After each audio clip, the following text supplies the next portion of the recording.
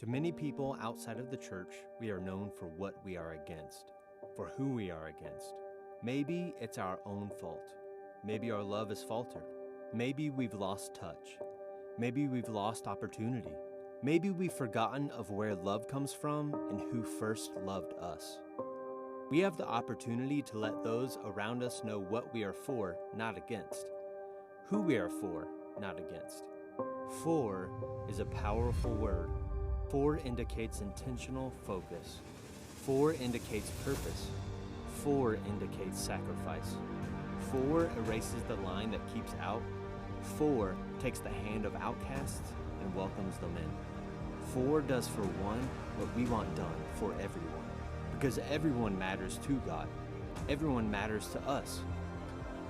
For is the reason Jesus came and died and rose. For doesn't have to. For doesn't need to. For chooses to love. And because we have been loved by the one who is love, we can love others like he loves us. We are for what God is for. And God is for people, all people. For God so loved the world.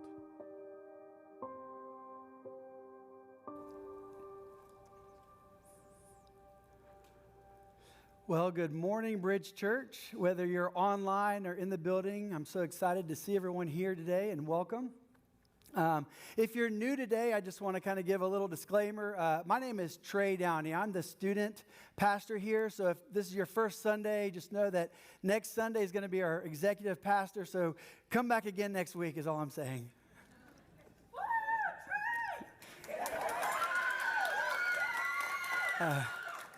So Patrick asked me a couple months ago, he said, hey, I'd like for you to speak in this series. I knew it would be for the next generation, but I didn't know exactly what that was going to look like. So like I do every week, I went to my office and I closed the door and I started praying and I was like, God, what is it that you would have me talk about on that weekend?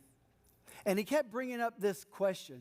And so I was like, okay, well, this is where we're going to start this thing. So here's the question I have. And if this is your first time in a church at all, this question is actually for those who have been here and have been coming and go to church and has been to church. But here's my question for you. Why are you here today? If you'd say, well, I love worship. The worship we just had is awesome. I get it. I love to worship. And if you were to say, I just love to worship God, it's the one day a week that I can just come in and I can worship God.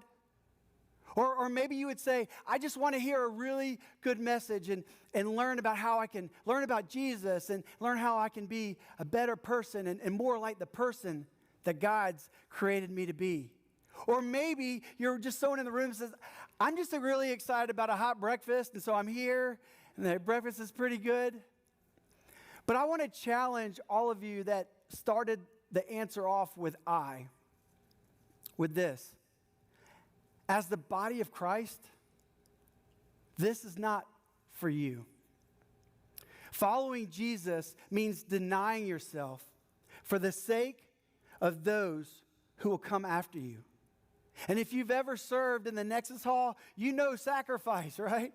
If you have children, then you know sacrifice, whether it's when they're a baby and they wake up at like 2 o'clock in the morning and you're like, I just want to go back to sleep. Why won't they stop crying? And so you get up and you feed them and you change them and you do all that. That is true sacrifice, especially if it's like all night long. And then eventually they grow up and they get jobs, but they're not old enough to drive yet, or maybe they just don't have a car yet, and so you have to take them all the way to work. Maybe you live in Sawtee, and you're like, I drive to Cleveland on Sundays. I don't have to drive there every day to take my kids to work, and so you sacrifice, and you do it anyways. Or maybe you're sick of driving them to work, so you're like, okay, I'm going to get them their own car, but then they work at a job that doesn't pay them enough money, so you got to sacrifice and help them pay for that car. You see, I believe that good parents adjust or abandon their own dreams for the dreams of their children. I know that most of you in this room don't know this, but right out of college, I was what they call an aspiring professional director. And if you don't know what an aspiring professional director is, let me give you a little glimpse of that. So basically, I was getting paid to direct theater. I was serving and building sets and trying to work my way up so that I could really make a name for myself and become a professional director rather than an aspiring director. And what it also meant was I was living at home because I was broke trying to be a director. But I realized really a couple plays into this thing that I was in a predicament. At this time in my life, I had a 5-year-old son. His name is Jordan. If you've never met Jordan, Jordan is an amazing person. And he was 5 years old, and I was no longer with his mom. So I had him on the weekends. And like every weekend, it's really tough dropping them back off. You know, they're so excited to see you. You're excited to see them. And then when you drop them off, they're pretty upset. But this particular weekend, he was really, really, really upset. He was saying he had to throw up, and he was just crying. He wouldn't stop. I couldn't console him at all. And so I remember I pulled over the car, and I got out, and I got in the back seat, and I was like, buddy, what's going on? And he was like, I just don't want to go home. And understand, he's 5, and so he speaks like a 5-year-old, so you got to kind of figure out the language. He's not giving you, everything, and I was trying to figure out, but through that conversation, what I learned about Jordan is he was being roughed up by his stepdad, and there was a bad situation. His mom was on drugs, and he was just in a horrible situation, and I was like, okay, well, I got to figure this out. So I went and talked to a lawyer, and the first thing the lawyer told me was, this is going to be really expensive, and you're probably not going to get custody of your son. But here's my son being abused by some man. I got to do something, right? So I was like, all right, well, I don't know what to do, so I've got to trust you and give you this money. And she said, okay, well, the first thing you're going to have to do is pay me, but the second thing you're going to have to do is get a real job. Apparently, an aspiring professional director is not a real job, and it wasn't. There wasn't a whole lot of money into it. And then she was like, and then once you start getting this real job, what I need you to do is I need you to move out of your house and get your own home. We got to show stability. She's like, listen, this is an uphill battle, and it's going to be tough for us to do this, but we can try really hard, and if you do what I say, maybe we can do it. And so at that point, I had to learn or realize that, am I going to sacrifice for Jordan, or am I not going to sacrifice for Jordan? It's a long story about me getting custody of Jordan, and I hope one day I get to tell that story. It's an amazing story of God and His greatness. And if you pray and you ask and you're in His will, how He will provide like He says He will. But I will tell you the end of that story in case you're not here on that day that I get to tell that story. I did get custody of Jordan. It was actually on the very first court appearance that we had. I got custody of Jordan. It was amazing. But I had a sacrifice. You see, I believe that good parents sacrifice for children. I believe that. But I also believe that God calls us to sacrifice for our spiritual children. And if you want to know who our spiritual children are, there's a bunch of them in this room. I know there's some over here. I've got some over here. That's right. I got them all over this building. They decided to hang out with us in here today. These are our spiritual children. And followers of Jesus are not called to live lives for ourselves. We are called to lay down our lives so that the next generation can know Him. And guys, I get it. Living for others can be hard. You know, we're taught from early on when we're born, you know, we're born, and then how do we get what we want? We just cry. And if we cry, someone will come and meet all of our needs. And so we spend a lifetime trying to break that cycle and to realize that we're no longer the center of the universe like we were when we are babies. And the problem is some of us never recover from that.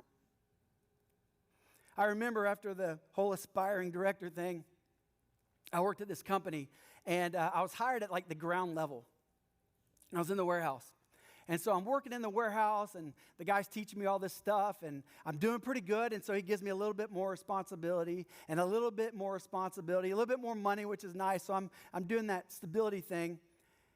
And then eventually, before I left that company, I was literally running one of 3 of his companies. I was like, my goal is to make as much money as I can, which I had made more money there than I've ever made in my entire life.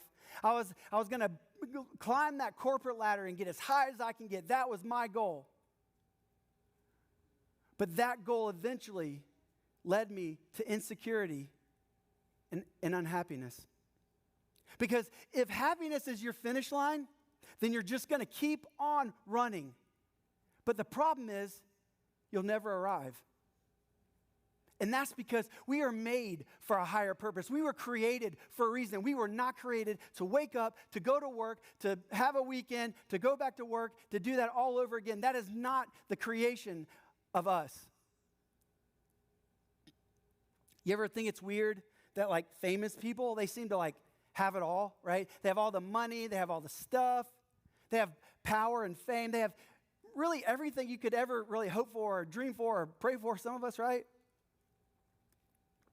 But have you also noticed that most of them seem angry, unhappy? They end up on drugs. And some of them, in spite of having anything they could ever want and then money to buy more, they end up committing suicide. And the reason for that is because money and stuff and fame and power and all of that leads to emptiness. Instead of God, we're turning to things of this world. And all those things will not fulfill us, but leave us empty. But what I believe, guys, I believe that true happiness is an outcome of investing in people, not acquiring possessions or going to all the fancy places or pursuing pleasures. I don't want you to raise your hand, but if I ask you this question, who in this room right now is pursuing pleasures? And we can find all kinds of ways to try to make ourselves happy. And we do that instead of turning to God. So if you're doing that, my question is, do you want your lives to just end with you? Or do you want to leave a legacy that outlives yourself? Something that is for the next generation. You see, Jesus, he thought of his generation as the now generation. You should start thinking of life or as this generation of the now generation. This generation, the now generation, they're sitting over here. This is the now generation. There's a couple of them. They're sitting up. This is the now generation. You ever think about this? If you only had 1 year left to live, what's the one thing that you wish that you could tell somebody? The people coming behind you. What's the one thing when you were growing up, now that you're wise and you're older, and you're like, I wish someone would have told me that way back then? Because I kind of feel like that's why I'm in ministry today. I had a rough teenage life. I made horrible decisions in college. And so like right now, my passion, God is using me in my brokenness when I was young, in my brokenness when I was in college, because I love these guys and I love the college students. And that's where I feel called in my life. So let me tell you a little bit about this now generation. This now generation has been inviting friends on Wednesday nights to Nexus. And let me tell you something. We've experienced some amazing growth, like so much growth that I'm literally trying to figure out how we can rearrange the room or add more chairs or what we can do to make sure that everybody fits. And guys, that's a great problem to have. And it's not because of me.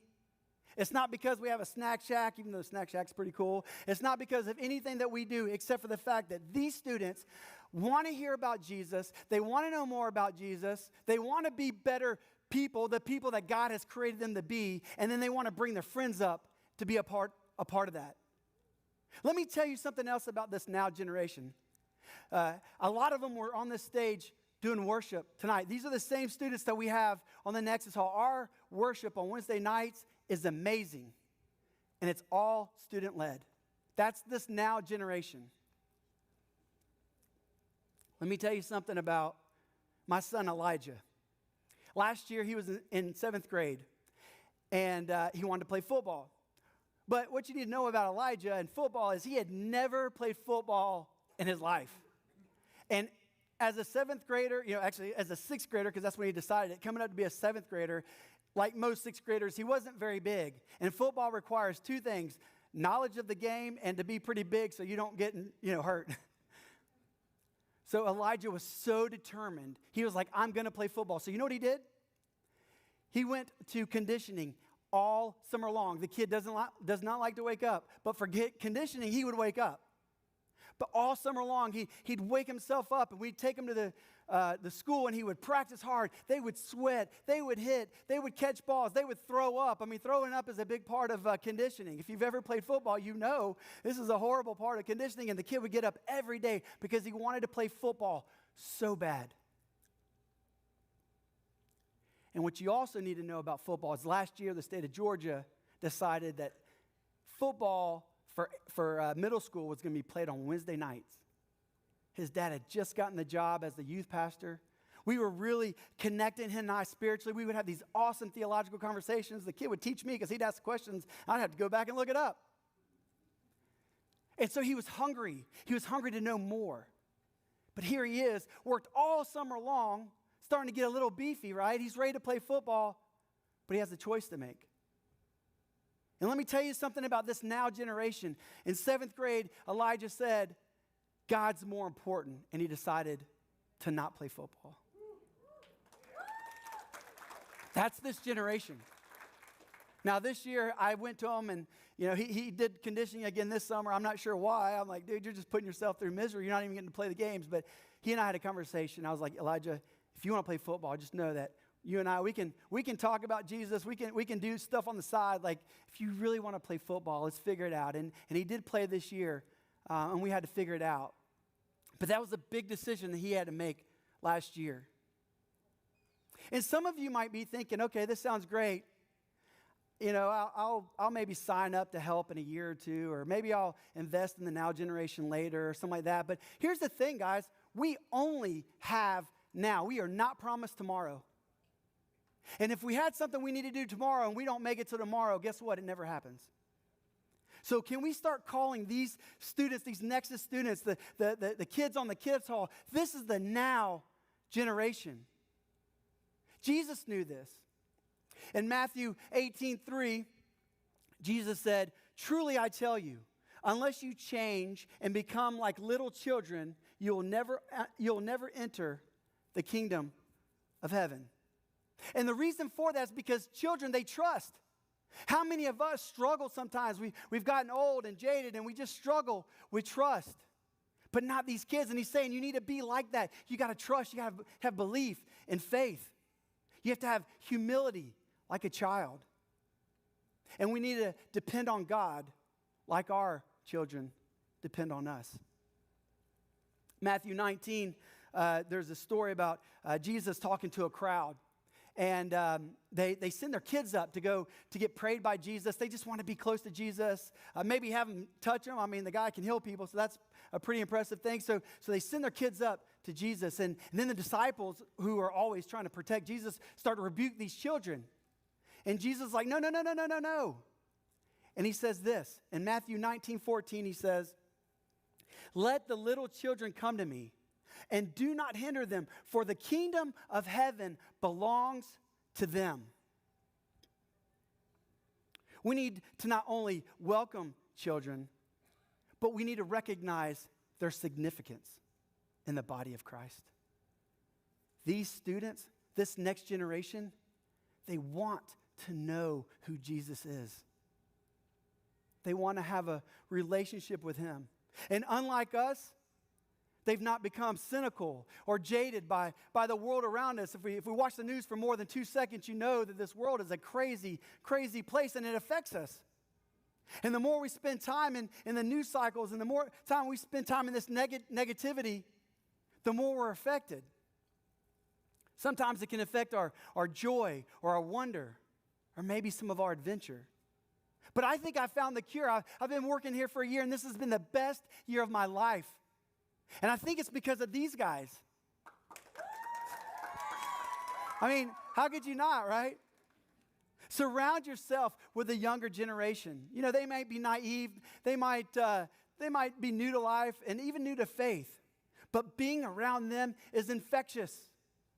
I don't know if I try not to do it on Sundays because I'm scared like Patrick's going to make me stop, but I got this hoverboard and I ride it around the church most days of the week, and I'm scared if I do it on Sundays, Patrick's going to make me stop, and so I don't do it. So you may not have known this, but I literally ride the hoverboard to go get paper off the copier. Patrick can attest to that. It's a true story, but they're infectious.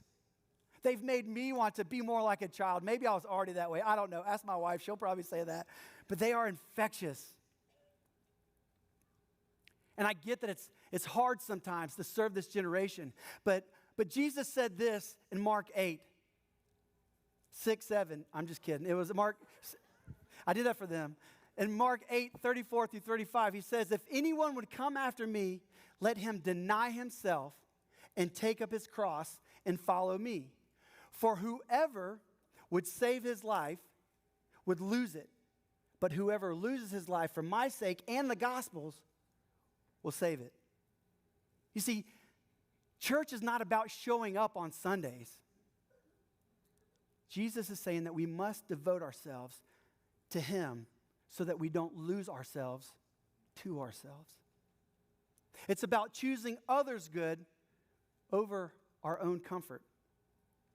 And it's a great example of how his disciples would go on. And in 2 Timothy 2:2, Paul is writing a letter to Timothy.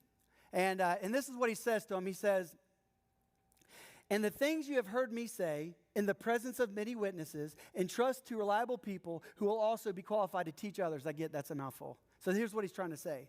So Paul wrote to Timothy. He wrote a letter. And then Timothy is supposed to talk to these reliable people who will also be qualified to teach others. We're supposed to take the knowledge, take the things that we're taught, and pass it down to the now generation. And what that's called is spiritual multiplication. We should all be doing that. There's another great passage in Psalms. It's kind of a long, I want to read the top and the bottom, so I'm going to paraphrase it so I don't read the whole thing. It'll just make more sense this way. But it's Psalm 78, 4 through 7. It says, we will tell the next generation the praiseworthy deeds of the Lord, his power, the wonders he has done, so that they may trust God. How many in this room are doing that? You see, followers of Jesus, we're not called to live for ourselves. We're called to lay down our lives so the next generation can know him.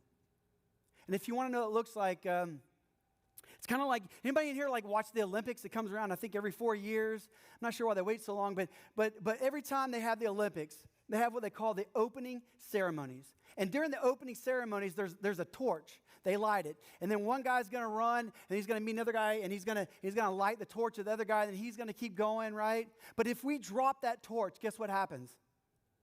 The light goes out. And so we're called to be more like a relay race, right? In a relay race, they have a baton. And the next generation is the group that's about to take the baton. And we're the ones handing off the baton. But what we have to do is we have to make sure that baton gets in that hand. We have to make sure they understand who is God. Who has he created us to be? What are the things that they need to know? And then we can let go as soon as we know they've got a good grasp. Because if they don't, they lose the race.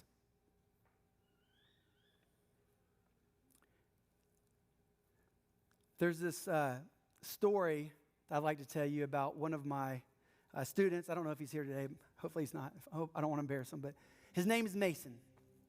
I remember the first week that Mason came, he introduced himself to me. I got to meet him, talk to him a little bit about who he was. I was like, just really amped up. I love meeting new students. I don't know why. They're just exciting. Like they're excited to be here. They don't know what's going on. It's kind of crazy down there. I like to try to reassure them a little bit. I'm like, it's a zoo. I get it. You know, here's free candy or something like that, right?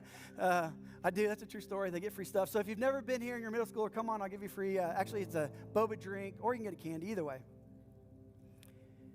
But I remember Mason meeting him, and it was cool to meet him. And then at the end of the night, there's a lot goes on, and if I'm the last one in the building, I'm shutting off lights, I'm putting everything away, and just so you know, a little public service announcement. Nexus Wednesday nights, we end at 7:30. It's very intentional because I want you, the parent, that when you come, that you're not waiting 30 minutes for me to let out your students. So every night at 7:30, I go talk to leaders. I'm like, listen, we got to be out by 7:30. We want to honor parents. And they're like, hey, listen, but the Spirit's moving. And I'm like, listen, I know this church, the Spirit can move all the way down the hall and even out to meet the parents. It's a truly, I've seen it. So 7:30. All right. Anyway, it's about 8 o'clock at this point. I've already kind of taken everything to my office and done all the things I need to do. I've locked the church up. I've turned off all the lights. It's really dark in here. I go outside. It's dark outside. There's a couple of lights in our parking lot. It lights the parking lot up. But other than that, it's dark. It's closing time. It's time to go home, right? And another thing you need to know about Wednesday nights, I haven't eaten since 11, so I'm pretty hangry at about 7:30, 8 o'clock. So 8 o'clock rolls around. I'm coming out of the building, and all I want to do is go to Chick-fil-A and eat some Jesus chicken because it's Wednesday. That's the night you're obviously supposed to eat it. And so I'm running out the door, and I see Mason. All my other leaders are taking off. They're like, cool, there's Trey going to Chick-fil-A. There's Mason. And so it was me and Mason and Jordan, and we're just kind of hanging out. And if you've ever hung out with a middle schooler for more than 10 minutes, you know they don't have a whole lot to say unless you like drag it out of them, and then even still it's hard. So I'm trying to get more information out of Mason and learn him a little bit more and try to figure out when we're going to go get some Jesus chicken. And I'm just ready to go eat, really, if I'm being honest. And so about 20 minutes, so now it's like 8:20, all right? Remember I said 7:30. We're getting late here, parents, okay? So anyway, I was like, have you called your mom, dude? I mean, what are we doing here? Am I supposed to take you home? Like, what's the deal? And when I asked him that, I could see his demeanor change. And not only was he not getting picked up, now the one guy that's there is like trying to get rid of him. And there's a book I read years ago by Erwin McManus called Seizing Your Divine Moment. And if you don't know what that means, is that I believe, and Erwin teaches, that God gives us these divine moments. And he lets us participate. We can either choose to be in them, or he'll give them to someone else and let them participate in those divine moments. And so I've always loved that process. I always prayed, Lord, let me seize my divine moment today. I don't want to miss out. And then I realized right now, right here, is a divine moment. And he's a teenager. I don't know what to do. So what do you do when you don't know what to do? You pray. So I asked that middle schooler, I said, hey, dude, can we pray? Can I pray for you? And luckily he was like, yes. And then I could tell he's like, yes, I definitely want prayer. So I prayed for him. What he had told me before we prayed was that he was supposed to get a ride from a buddy of his, but his dad showed up and said, I can't take you home. And so he couldn't get a ride there. And then he calls his mom, and she's like, I thought you had a ride home. And he's like, I don't. And so he's stressing out there. And while I'm sitting there worried about chicken, this kid is sitting there. He said, I just hope that my mom lets me come back to church. There's my divine moment. So I prayed for Mason. I said, Lord, please help his mom, show him favor, help her not to be mad. And God, please, please, please help Mason to be able to come to church again. We went to the car, and when his mom got there a couple minutes later, it was like right after that too, it was kind of crazy, but she gets there, and I was like, hey, sorry, he was supposed to get a ride. I tried to diffuse the situation, help the little guy out. And what was really cool was and I don't know that all of you know this, but the bridge has a school bus. We were able to buy an old school bus from the school system at exactly the right moment when we needed a school bus. It's kind of a crazy story, but anyway, we go to the middle school, and we go to the high school every week to pick up these students. And so I'm sitting there, I'm checking students on the bus, and what do you know? Here comes Mason. He's riding the bus. I was so excited. I'm like fist bumping him or 6-7 it. I don't know what we did, but it was so cool to see Mason. All he wanted to do is get to go back to church. That's this generation. I didn't want to stay late that day, but But I loved being able to have a moment with Mason to pray for him that maybe would change his life forever. Who knows? So how can we, us, the body in this room right now, sacrifice for the next generation? We can serve them. We can teach them. We can mentor them. We can model faith for them. We can run alongside them and make sure that they know who Jesus is.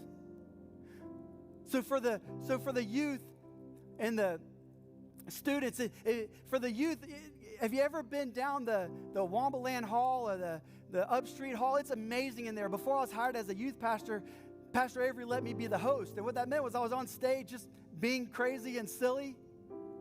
And they loved it. There's buttons you can push. The theme is amazing. If you've never been down that hall, I just want to invite everyone in this building, go down that hall. It's amazing. If you take your kids one time down that hall, they'll be like, hey, this is the church we're going to, by the way. They will make sure they know that you know which church they're going to. I've actually talked to so many parents that have said that. And if you go in here and watch these students on a Wednesday night, man, they flood the front and they're worshiping and they're praising and they're loving God. Last weekend, my daughter got to tell her testimony and they were locked in. You couldn't hear a needle drop in there. They want to know about Jesus. So I want to invite you to come down there and serve with them, or on a Wednesday or Sunday night, go to the kids ministry and serve in there. Because we could really use your help. These students could really use your help.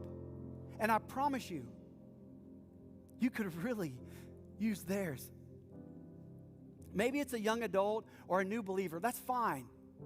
If you see a young adult, we have a thriving young adult community here as well. Run alongside them. Take them to dinner. Young people are poor, I remember. Or a new person. We had new people last service. I'm sure we have new people this service. If you see a new person, invite them to lunch. Pay for their lunch.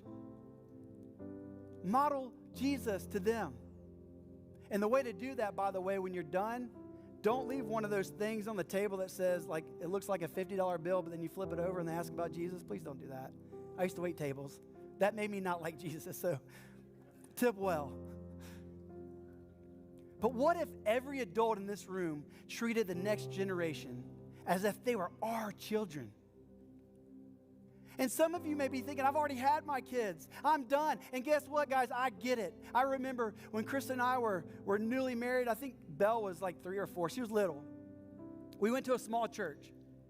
And at that time, Krista was a teacher. By the way, Krista's my wife. I don't know if I said that, but she's my wife. And we were at church, and they asked Krista, who was a teacher, hey, you know kids, would you mind serving on the kids' hall? And she was like, sure. And she did. And then she did again. And then she did again, and it became she was the one that was serving, the only one. She needed help, just like we need help. We're not asking you to serve every week, although you may get in there and like it. But we need help. We can't do this alone. It takes a village, and we're a village. See, some of the adults in this room, they've never had spiritual parents teaching them about Jesus. Well, I'm sad to say that some of these students in here have the exact same thing. So if not us, who? Jesus gave his life so that we could be reconciled to God. Now he calls us to give ours so that they may know him. The real measure of our success as a church is not how many attend today, but how many are equipped to follow Jesus tomorrow. So I've got a personal call of action, okay? I'll give you some action steps if it makes it easier this way. There's 3 of them. I'm almost done, I promise. The first one is a personal commitment. Choose one next generation investment, serving in Bridge Kids or volunteering in Nexus, and serve. Mentor a young adult or a new couple. But what I want you to do is I want you to do that. I want you to sign up today. Don't say I'm going to do it next week or I'm going to come back in a month. I've got to do a couple things and then maybe I'll be ready. I want you to do it today. I'll be in the back. of this auditorium after service. And Katie Anna will probably be back there as well if you want to talk to her. And we've got a little QR code. You can tell me what you're passionate about. I don't want you to serve where you don't feel passionate. God gives us gifts. He equips us. So I want you to serve where you feel passionate. I want you to want to be here. So come back there. Let's find out what that is. Scan that QR code, and then we can get you some more information. We can do the background checks and all that stuff. It's a very easy process. Number 2, I'm going to ask you to commit to a relational investment. Identify one younger believer that you can begin discipling or encouraging this month. Don't wait. And number 3, it's a sacrificial challenge. Give up one personal comfort this week. Either give money generously and sacrificially, or give your time to a next generation ministry for the sake of the next generation. But I want to ask you one little thing at the very end of that. If you do that, do it joyfully. I'm so happy to say after the first service, there were so many people back there. There were some giving time. There were some like, hey, where can we give to these students? Are they going on a trip? Are we going to do something for them? I was like, yes, give to that. So you can do either. Guys, we don't want the Bridge Church to be a monument to a past or a present generation. We want it to be a movement that outlives us and our children and their children. And for every future believer who will walk through those doors, our best days are ahead. But we have to bring the next generation with us. Let us pray. God, I just thank you so much for this week and the last few weeks as you've been pouring into me and helping me know what you would have me to teach. Lord, I pray that all the ears have heard your voice, that I know you've had a specific message for every person in this room, and that's what I've prayed for, and I know that's what you've given, Lord, and I just pray that they hear it loud and clear. Lord, I pray that every person in this room understands how important these young people are. We cannot let the knowledge of you, your love, all the things that you've given us die with us. We have got to pass it on. Lord God, I love you and I thank you and I pray all these things in the name of Jesus. Amen.